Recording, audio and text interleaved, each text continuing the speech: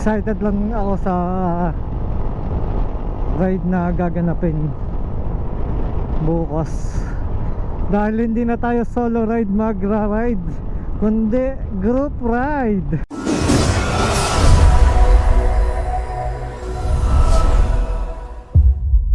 Okay. So yun. Nandito ako ngayon sa may Mr. Pares, kung saan gaganapin yung ride ng 01 at saka si Secret Shop. So dito yung pinaka umpisa o pinaka meet up place. So yun, share ko lang. Kasi bukas ay sasama ako. So yung magiging ruta bukas, so yung mga galing sa Dasma papunta dito sa Tagaytay, doon magmumula sa McDonald Palapala. Tapos iikot sila dito sa Pamadeo, nalabas ay NBI. Tapos yun nga, dito na ang pinaka stopover, ang pinaka meet up place. So yung manggagaling lang doon yung meet up. Pero kung malapit naman, tulad ko malapit ako, so dito na ako dedirekta bukas kay Mr. Pares. Bukas ng umaga, alas 5. Tapos yun, ang malas ko naman, ilang araw na si Reed na nandito sa Tagaytay, paikot-ikot dito sa Tagaytay, Cavite. Kahapon, nung isang araw, o nga, kahapon ba o nung isang araw, nandito sila sa Carolwega na Nasugbo. Nag-shoot sila ng sa Bistrol. Tapos ngayon naman nasa Dasma, dahil may event doon, host siya.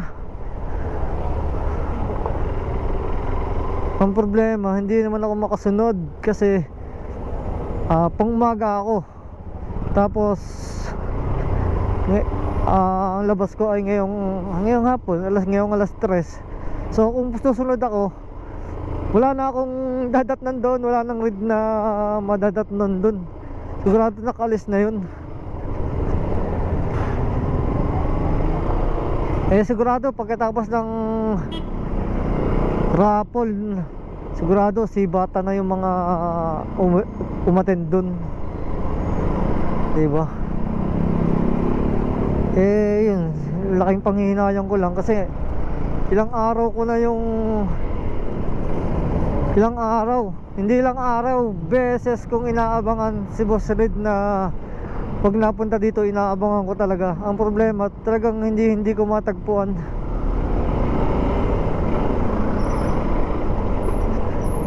Kaya laking panghihinayang ko. Sana sa sunod matagpo na natin siya. Dahil wala, idol natin siya di ba? So bukas, sakto bukas naman yun nga, event ng Secret Shop tsaka ni 01, yung kanyang breakfast ride. Doon lang tayo sasama. Sure doon ako sa mga kasama dahil ang schedule ko ay pang gabi. So kayang-kaya kong sundutan nyo ng ride.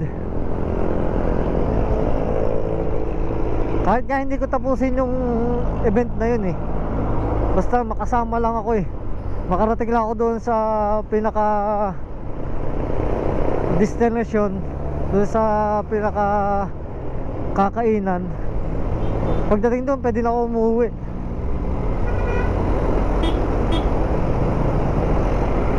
Hindi ko na siya tatapusin. Tapos magpapapicture lang tayo sa mga ako natin, sa mga nandun na motovlogger din. Ang alam ko si Joe ata nandun.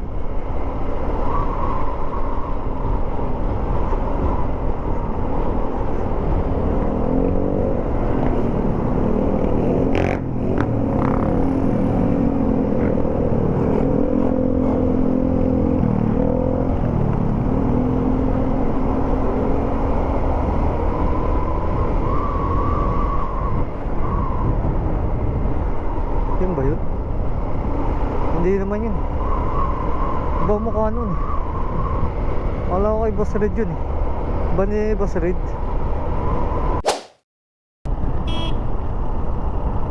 Kadal ba ngayon?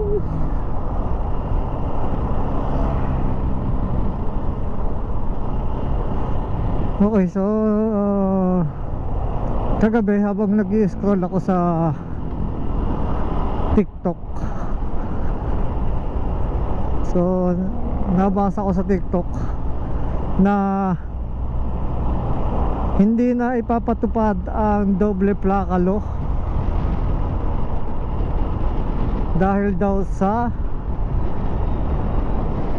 backlog ng mga plaka. Pero hindi na daw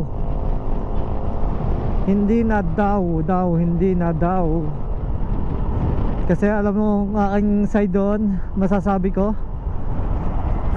kaya tatanggalin nila yan kasi alam nyo na mag-e-eleksyon,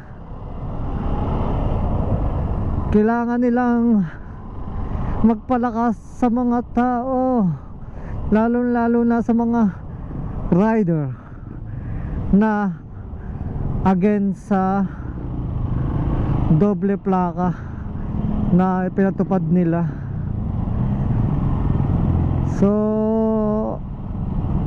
pag yun di ngayon eleksyon, pag nakaupo na uli sila,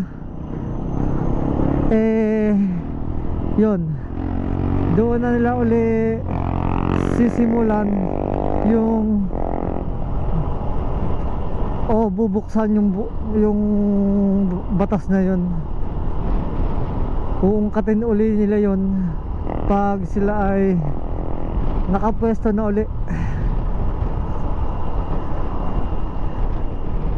Yun yung sa tingin ko kung bakit aalisin nila ang doble plaka dahil sa eleksyon.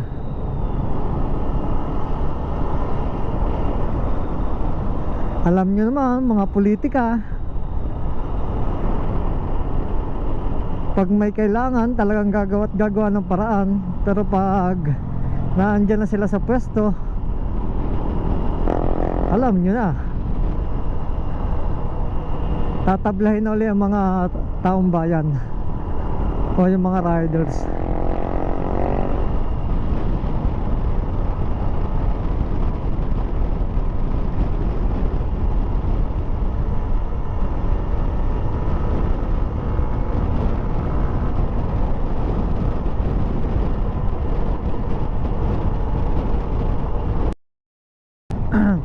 So yun, excited lang ako sa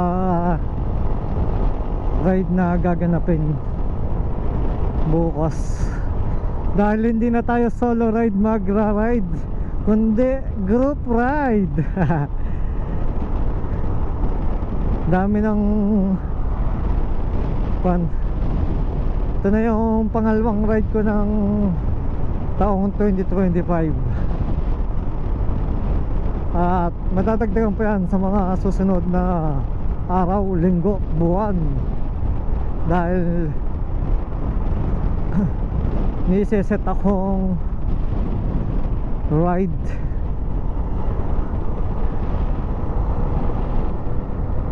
Pero hindi ko muna sasabihin dahil hindi pa ako tiyempo ng day off na maganda-ganda.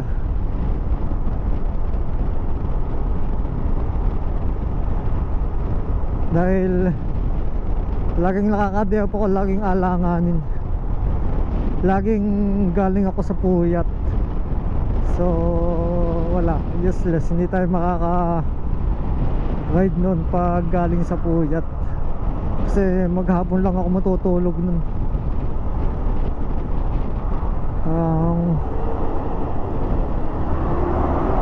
Maganda-ganda sanang day off, yung ganitong oras, yung ganitong labas alas 3, tapos kinabukasan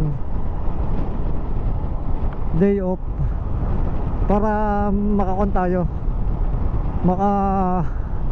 pagpahinga ng maganda, hindi tayo aantokin sa biyahe, makaka-focus tayo sa ride.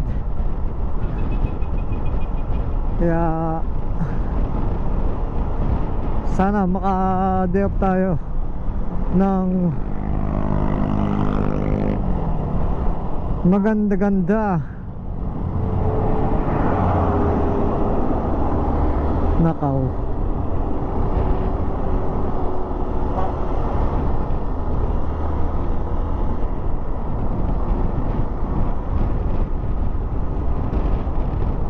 Kaya maraming natututo mga bata na magmotor ng kon eh. Okay lang sanang turuan, kaso pag natuto, hinahayaan na rin magmaneho dito sa highway. So paano? Kita-kits nila ang bukas. Kasi i-edit ko na ito ngayon eh. Pagka uwi ko sa bahay, i-edit ko na ito. So bukas, para may panibagong video na bukas. Para ang kasunod nito, yung ride na namin ng kwan na Secret Shop tsaka 01, yung breakfast ride, diba? So ayun, muli maraming salamat sa mga bagong subscriber. Maraming salamat sa inyo. Kita ko naman may nadagdag, kaya maraming salamat. Sa mga followers din sa Facebook, maraming salamat. Ayun, hanggang dito na lang. Kita-kits bukas. Bye bye. Peace out.